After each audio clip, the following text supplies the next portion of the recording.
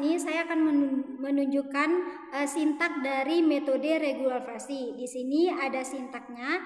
Yang pertama, untuk soal yang pertama kita akan menunjukkan sintak dari nilai fx sama dengan x pangkat 3 dikurangi x dikurangi 2. Nah, di sini kita run selection.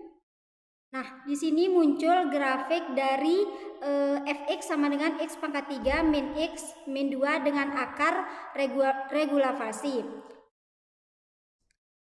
Di sini untuk soal yang pertama, pada contoh soal yang dikerjakan secara manual itu menggunakan 4 iterasi. Nah, setelah diaplikasikan dalam bentuk MATLAB, maka dia menggunakan 13 iterasi. Nah, untuk iterasi yang pertama nilainya sama seperti manual, yaitu 1,3333, kemudian FC-nya min 0,9629.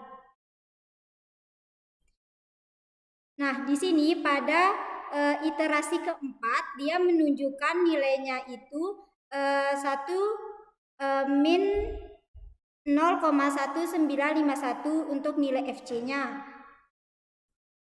Sedangkan pada aplikasi MATLAB-nya itu nilainya sama.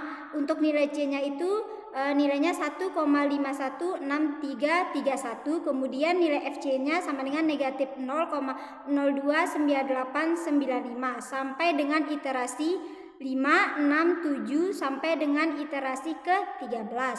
Maka